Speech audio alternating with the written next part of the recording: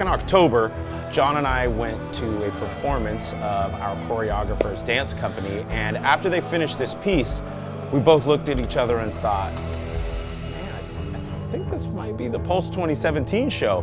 We just thought, wow, this is so different. This is unlike anything we would ever do.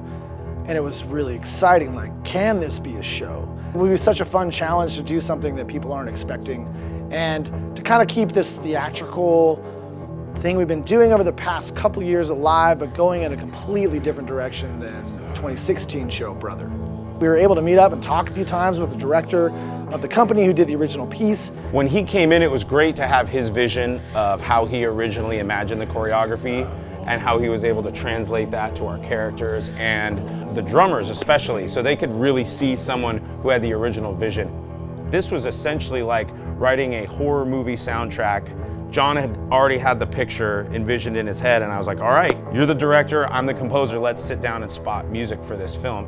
Movement 1 is all about the family has no idea there's anyone there in that house with them. There's no spirits, there's no connection, they're just taking a family portrait. So if Movement 1 is the presentation of our characters, Movement 2 is the spirit's manipulation of the house. And that's where the family starts to notice that things are going awry. And watching the family's reaction to that is one of our favorite parts of the shows we developed through the second movement.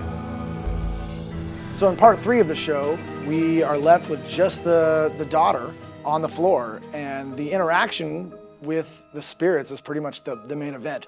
We were inspired by Corpse Bride, the Tim Burton piano duet that happened in that movie, but we knew there was an interesting twist we could do with that, with just the daughter and one of the evil spirits, in like a playful way where she's playing piano and then the piano starts playing itself. And there's intrigue and a little bit of fear, but mostly just a little kid sort of playing in the house.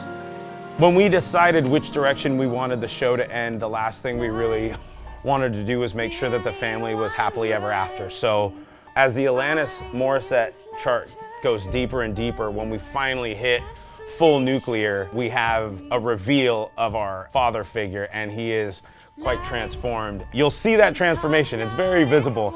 And he takes us even deeper and darker down into the well, which for us was a new place to go, and we said if we're gonna go, we're going all in. By the end of the show, we hope everyone has their own opinion on who they think is actually the Uninvited. You're uninvited.